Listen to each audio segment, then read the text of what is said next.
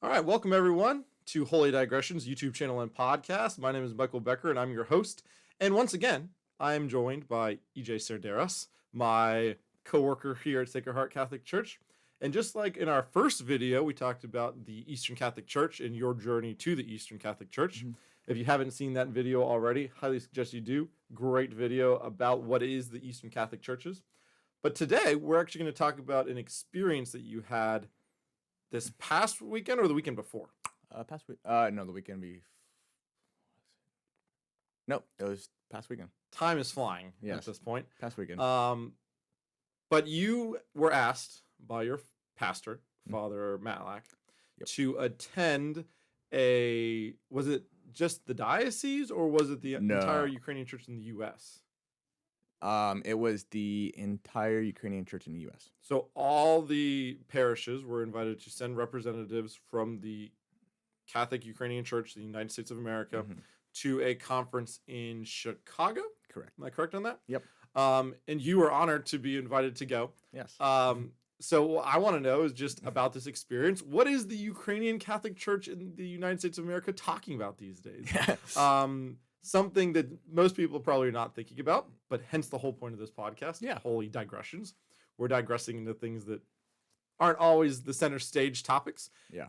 And I think this was a really good one. So, EJ, tell us a little bit about your experience in Chicago. Yeah. So, my priest invited me to go be a lay representative for our parish in this it was called a conference, conference of the laity and the clergy, to kind of get together and discuss our next steps in growing. It's a 10-year program is what we're looking on. Interesting. Yeah, so like what's our 10-year goal as a Ukrainian Catholic Church? And they wanted the laity's input on it to see what we are experiencing. But also since we are the congregation, I mean we are the people, we are the ones that make up the church. Mm-hmm. They want to know like, okay, what do we need to grow, but also not like lose sight of who we are. And before you left, you were very concerned you were going to only be like the only lay person here at this conference. Yeah, I'm guessing that was not that actually was the not case. that was not the case. No, I was not the only lay person there. And then there was maybe fewer that could actually get out than was intended to go, and that's How many people would you say were there? 40. Okay, so fairly small. Yeah, which is not saying much because there's not a lot of Ukrainian Catholic churches. How many do you think are in the United States? Oh, I couldn't tell you, but I would say probably 100. Okay. So you probably There's had probably more than 100, but I'm just gonna say you probably had guess. let's just say a quarter of the representation, a quarter to a half of the parishes represented at this conference. Yeah. What percentage was laity versus clergy? So the way it was spread out, the clergy did their conference meeting the whole week, and then we came the last part of the week, and then some of the clergy stayed for that. Okay, Yeah. so this really was a laity conference that some clergy decide to Yeah. participate in. Yeah, so the people that were there were certain priests that were the heads of their parishes. Mhm. Our bishop was there, Mhm. and then the bishop of the forgot which eparchy he's from, but he's essentially the bishop of the Chicago area, so Mhm. that area. Yes. And then the metropolitan was there as well. So the metropolitan, he's overseeing what region of the world? He's overseeing the majority of the U.S., I believe. Okay. Yeah. So U.S., not necessarily like North America. Correct. Okay. Yeah. Metropolitan of the United States. No, might be a little bit of Canada too, because there was a Canadian priest there. So Okay. I'm still learning some of this stuff. No, it's okay. About where they actually govern, but essentially the metropolitan covers a greater area than the bishop, and he's above the bishop. Yeah, and I mean, as a new Eastern Catholic, I'm sure talking about a 10-year plan for the Ukrainian Catholic Church is kind of interesting for you because you've only been in this system for 3 months. So what was that like being such a new, I guess not necessarily convert because you're not converting to a new faith. Right. What would you call that when you move over? I mean, you call it switching rights, but I would say as a new right switcher. a new right switcher. uh, yeah, I would just call it. We don't know how to define you. You're such an anomaly. You can't be defined. Conversion within the Catholic Church.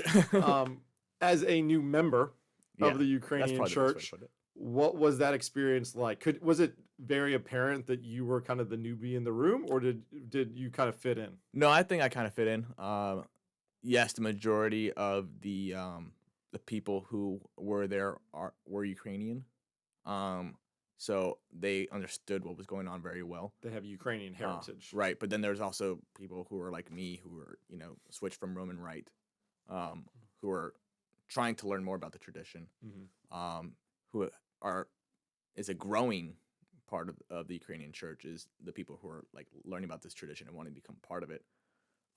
So we had a pretty good representative there as well. Roman people were coming into the Ukrainian Catholic Church. Yeah, and that would make sense because with the war going on in Ukraine, that may change. We may get a lot of Ukrainian immigrants here in the near future. Right. But at least at the moment, I don't think Ukraine is a huge immigration population coming to the United States. So probably the majority of people joining the Ukrainian Catholic Church are those who are switching rights. Yes and no. I mean, there's actually a lot of people coming in because of the war. Okay. And there already are a lot of Ukrainians in the U.S. Surprisingly, but you don't recognize that until you get to the Ukrainian Catholic Church. You're like, oh, there's tons of Ukrainians around here.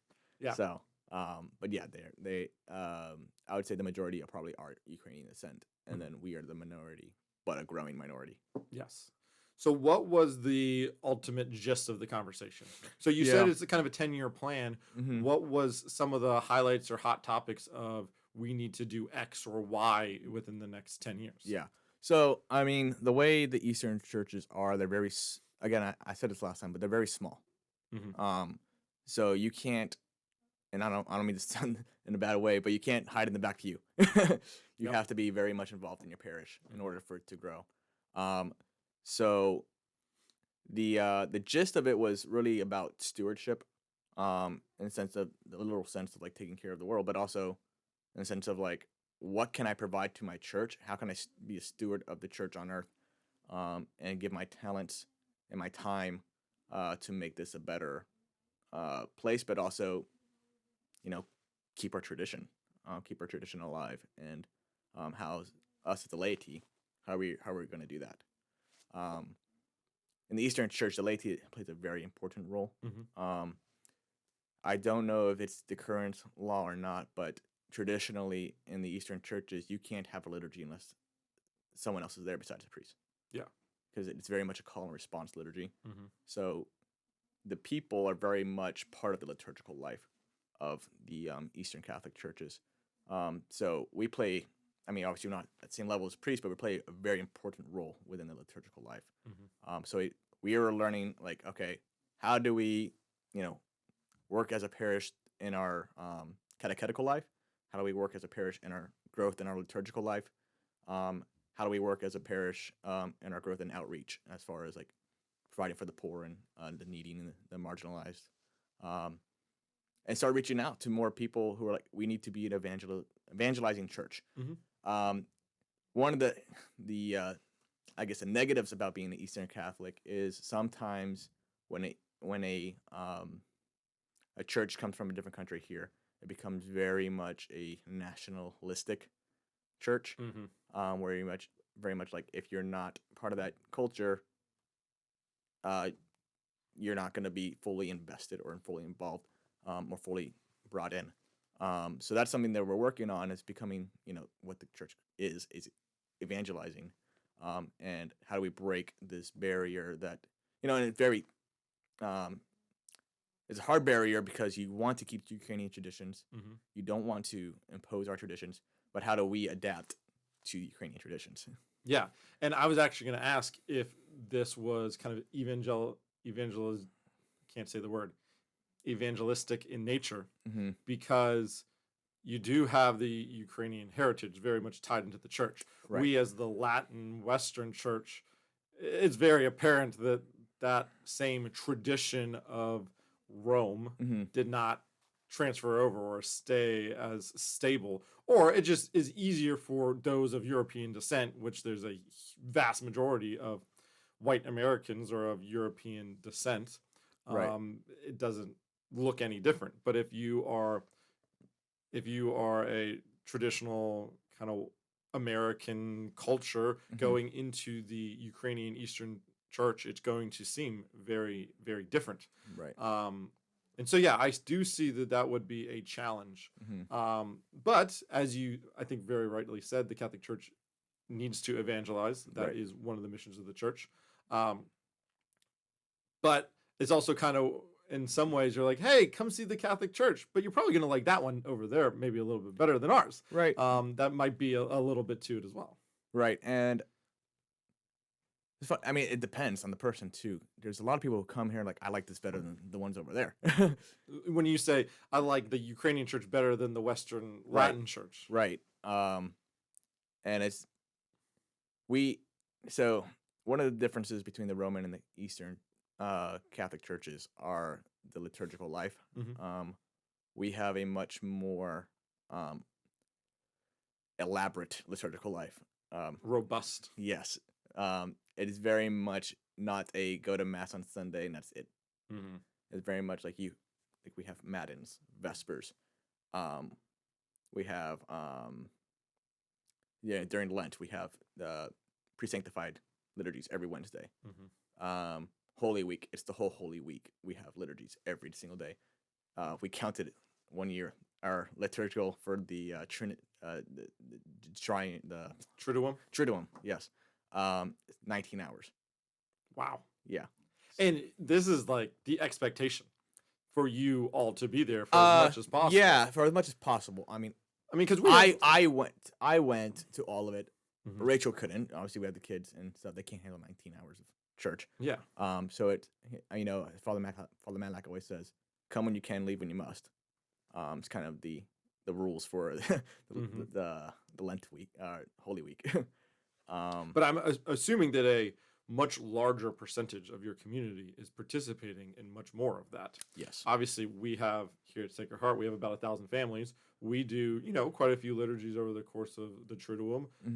But you're only getting not even 10% of the overall population to come to the vast majority of these liturgies. Right. Because it's so much more ingrained in the tradition, in the culture, Ukrainian culture, I'm sure much more people are coming because this is a much more ingrained traditional and cultural thing to do. Yes, I would say for those who have grown up in Ukrainian culture, yes. For those who are coming from the Roman Rite, they're still getting used to it. Of course. Yeah. And I think we are that's what part of what this gathering was about. You got to get into 19-hour liturgy shape. Right. And it was very much a subsidized conference too. It's also like, okay, also recognize where your parish is and what you can do. You don't want to do the full, sure, go ahead if you can do the full like liturgical life of the church. But if, you have half your parish is, works through Saturdays, you're not going to get the first liturgical life of the church. So it's do what you can and try to figure out, okay, how can we improve, but also get our whole congregation to actually start building and making the whole liturgical life. Yeah, focus on the aspects that are going to help. Right. And I imagine that very much was the feel of the conversation. If you're talking 10 years out at this conference, like, okay, we don't know what's going to happen in 10 years. Right. But we need to address the situation we're in now and just be adaptable and be able to continue to adjust and change as we move Correct. forward. Yeah. So we came up with like different ideas of like, okay, here's what our parish is doing right now. All right, here's what we want to be doing down the road. All right, how are we going to do that? Who's going to take responsibility and focus on this? So it's really much a goal setting, a signing setting, and recognizing the gifts of our parish to help the parish grow. So it's very, it's really focusing, from my perspective, I don't know if this is what the actual intent is, but focusing on what Vatican II is called the Eastern Catholic Church to do, which is return to their Eastern traditions to the fullest. So like we want to have, the whole liturgical life. We want to go back to everyone doing, full immersion baptisms, stuff like that. So we want the traditions of the East to be present and protected. You want to preserve diversity where you can. Yes. And you don't just want to become westernized or a Right. slightly harder core Western church. Right, and we don't want to become a nationalistic church either. We want to be the Ukrainian traditions in the U.S. where we can evangelize to those in the U.S. So since your pastor, Father Malak, stayed, what was some of his key ideas in the conversation?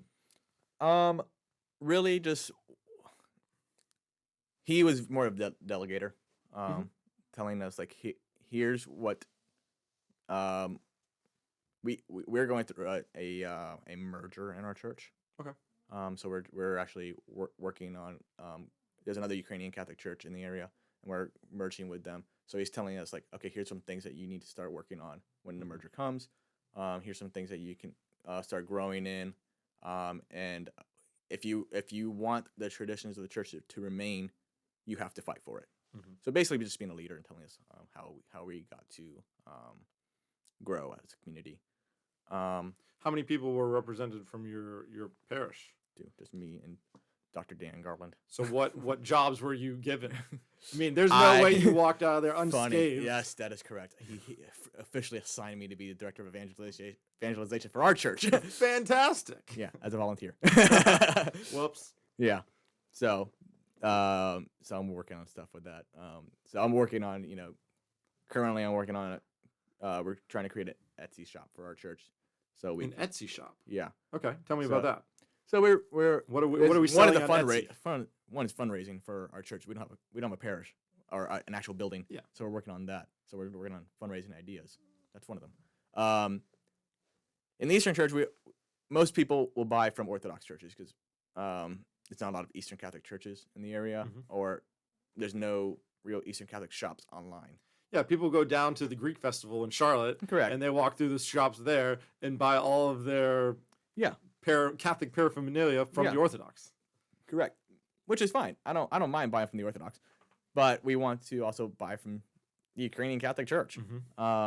So we're like, okay, this doesn't exist. This is something we can like capitalize on. One, for the common good of the Ukrainian Catholic Church, but two, also to help us grow. So what are you selling on Etsy? So I'm creating a calendar. There's not really that goes over like the fasts and the feast days and the 12 major feasts, and has explanations of the feast days and stuff like that. Is this going to be like graphically pleasing, like something you can hang up on your wall? Yeah.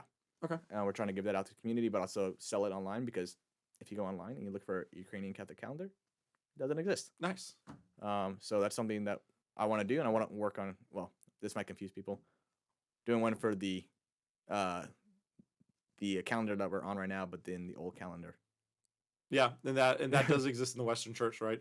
With the change in the liturgy from the Latin to the vernacular, there was a change in the calendar. Correct. Yeah.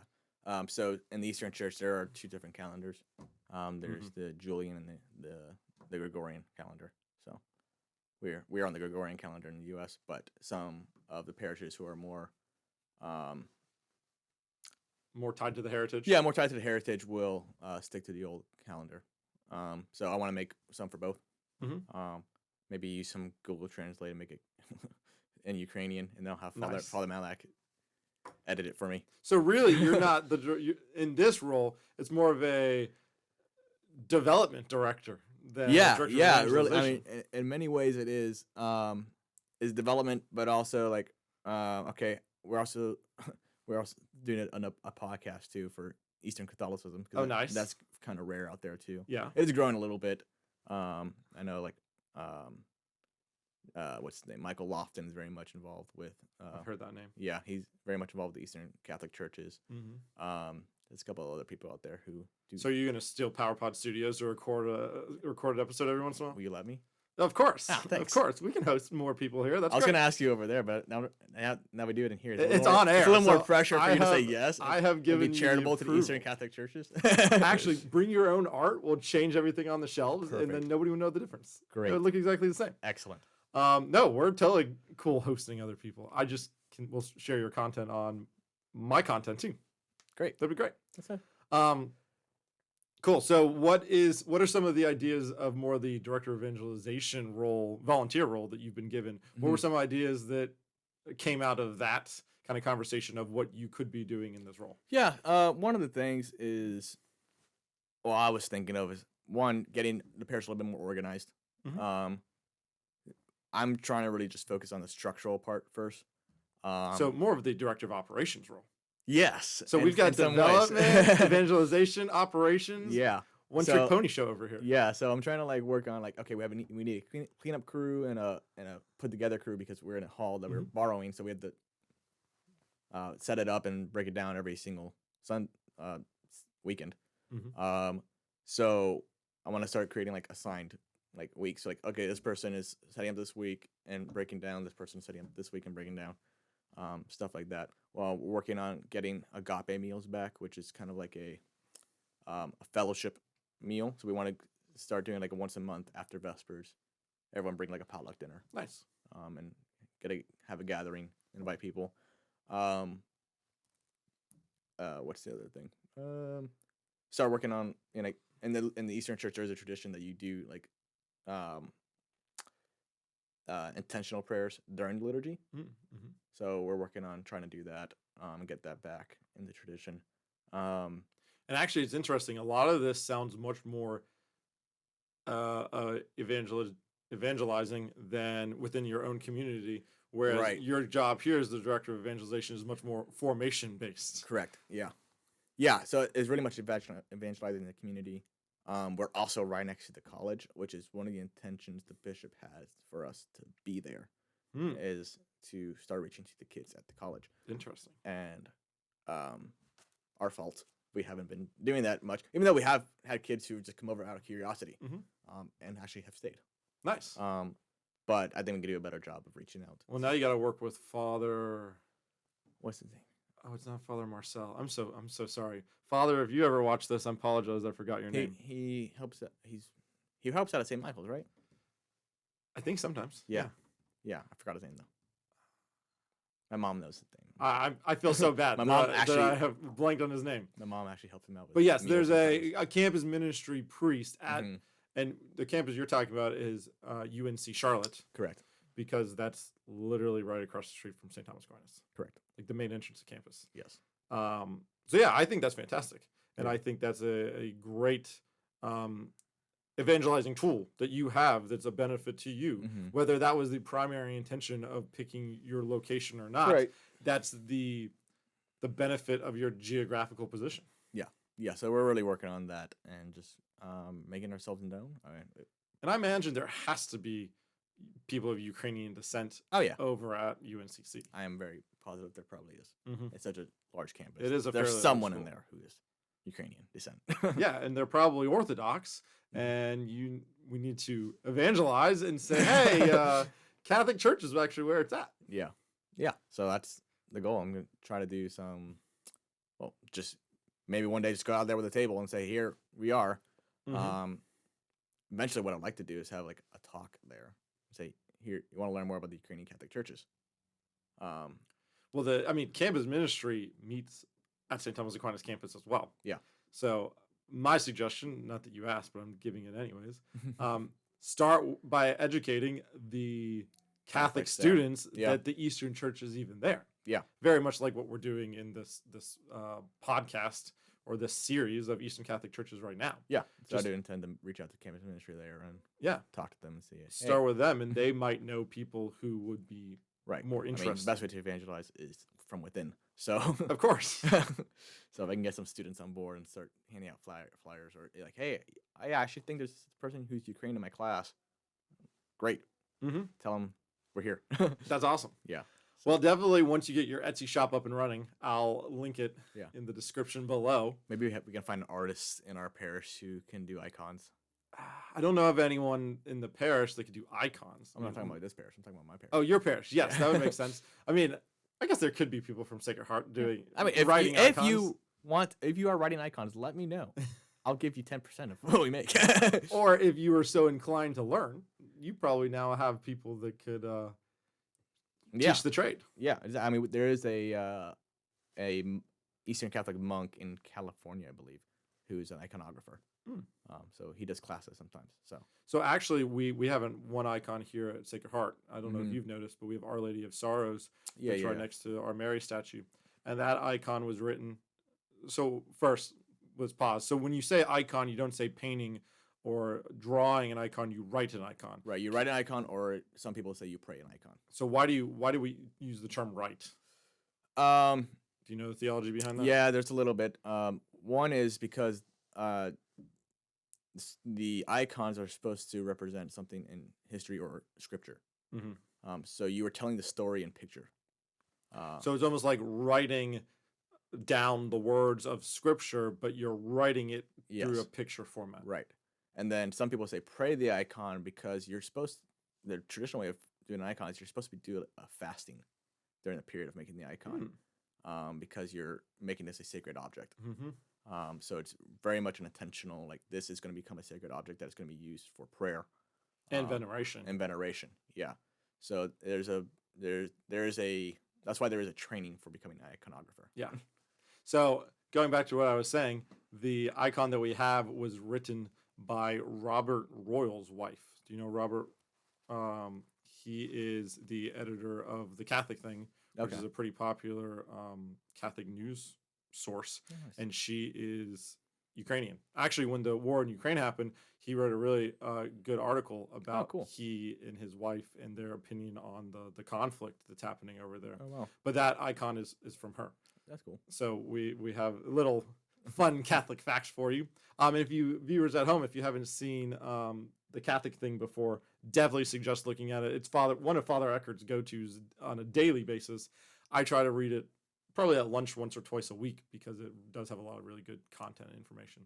But yeah, so definitely when you get that Etsy shop up and running, love to link it in the description, share it out in social media, get people seeing that it exists, and it's very close to home. Yes. And also, whenever you get your podcast, YouTube channel, whatever it is, up and running, whether you host it here in PowerPod Studios or not, we'll definitely make sure to share that as well for our viewers to give you some views also. Cool. Great. Thanks. Awesome. Appreciate it. Any last thoughts or anything you want to share about the overall experience? How much time do we have? However much time you want. I guess the one thing I wanted to talk about was the setup of like the Eastern Catholic churches. The term synodality has been going around a lot lately with Pope Francis call for the Synod on Synodality. Yep. For the Eastern Catholic Church is very much a we've already been doing this. Like this is who we are. I mean, the fact that you had a conference that was almost 100% laity to talk about a 10-year plan of the church, that's pretty synodal. Right. Yeah. And I think Father Matlack explained it pretty well, very well last week in his homily. Synodal way does not mean make the church a democracy. Mm-hmm. It's very much here's what the church is. How can we make it better? And listening to people's opinions about that, right? But recognizing there is a hierarchy who's going to make the decisions, but they want to hear some voices. Correct. Yeah, exactly. And it's very much well, the term synodal means to I think it's to journey together. Synod, I think, is the base word. Right. Okay. Synod is to like journey together. Mm-hmm. So it's very much the clergy and the bishops, and we're making it very clear. It's like we're very used to the bishops being very distant and not approachable.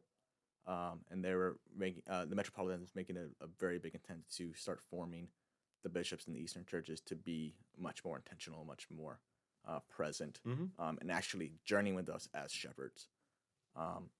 So this was very much a conference that we met with our bishops, and we discussed with the bishops on one, like here's the outline of the church is, right? Can't go past these borders. Mm-hmm. But how do we make what's within the border better, and reach out and be a stronger church that is reaching out and growing, both in numbers but also in beauty. And that's probably very much part of the metropolitans and the bishop's 10-year plan from a diocesan and metropolitan level of what they're trying to accomplish. Right. Yeah. Yeah, and that's pretty much it. Yeah. Nice. Yeah, I think we in the Western Church might need to take a page out of the Eastern Church's playbook in some ways. I mean, we're on a much bigger scale. Yeah. Oh yeah, so it's definitely harder to figure it out in the West. I think it's definitely doable. Mm-hmm. I'm all for a synodal Western Church. Mm-hmm. I think it's going to take more time just to figure it out how that looks for a Western Church. And this is a whole nother podcast, Right. but there's a lot of hands that don't understand the synodal idea. Correct. We've been in the synodal process for 2 years now, and I don't think anyone knows the real definition of what we're trying to go for. Right. Everyone's got their own idea of what the synodal is. Right. So the fact that within the Eastern Church, there's kind of one understanding and one definition definitely helps. And it's been lived out forever. We already have a culture of it. This is entirely historical, where in the Western Church, I don't know if we're trying to take an Eastern idea and plug it in, or just some kind of pie-in-the-sky concept and plug it in. Mm-hmm. But yeah, the Western Church hasn't been terribly synodal for a very long time. Right. Part of that's the hierarchy. I mean, in the Eastern Church, you have, we're self-governing, Mm-hmm. right? I mean, yes, we're under the Pope, and the Pope has primacy, but we're very much a self-governing church. Mm-hmm. Where in the West, currently we have a very, I want to say, it is in a negative way. We do have an ultramontanist view of the papacy still. Mm-hmm. And I think the last 3 popes have made it clear that they want to change that.